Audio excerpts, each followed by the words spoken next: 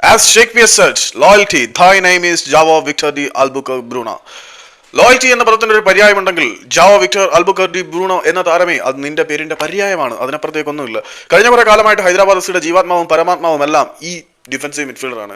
ക്ലബിന്റെ കടുത്ത സാമ്പത്തിക പരിതാവസ്ഥയിൽ, അതായത് സാമ്പത്തികമായി ഏറ്റവും പരിതാപകരമായി തകർന്ന് വെണ്ണീറായിരിക്കുന്ന സാഹചര്യത്തിൽ പരിശീലകരും വിദേശ താരങ്ങളും ഈവൻ എന്തിനേറെ പറയുന്നു അവർ തന്നെ ഗ്രൂം ചെയ്തെടുത്ത ഇന്ത്യൻ താരങ്ങളും ക്ലബിനെ തഴഞ്ഞ് ബെറ്റർ ഫിനാൻഷ്യൽ ഓഫറുകൾ തേടി മറ്റ് ക്ലബ്ബുകളിലേക്ക് പലായനം ചെയ്തപ്പോൾ പ്രമുഖ ഇന്ത്യൻ താരങ്ങളും വിദേശ താരങ്ങളും പരിശീലകനും കോച്ചിങ് സ്റ്റാഫും ഉൾപ്പെടെ എല്ലാവരും ടീം വിട്ടു പോയപ്പോൾ ടീമിൽ അവശേഷിച്ച യുവതാരങ്ങളോടൊപ്പം മുന്നിൽ നിന്ന് വീറോടെ പോരാട്ടം നയിച്ച പടനായകന്റെ ലോയൽറ്റിയുടെ വിധേയത്വത്തിന്റെ പേര് ജാവോ വിക്ടർ ഡി അൽബുക്കർക്ക് എന്നായിരുന്നു.